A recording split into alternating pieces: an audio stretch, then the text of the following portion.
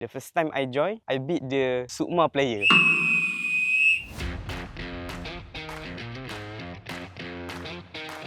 First time I play MSS, I get the gold medal. I beat the Lapis team, dia from Melaka. Saya ingat lagi, still remember. After the game, I say, kita champion lah.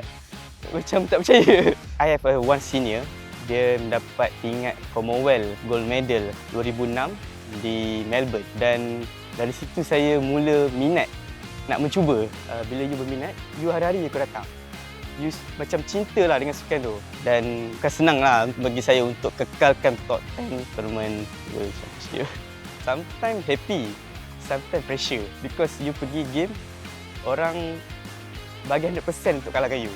Pada 2023, kita orang digunakan banyak kejohanan yang kami tak dapat pergi. Kami banyak bergantung pada persatuan, banyak bergantung pada sponsor.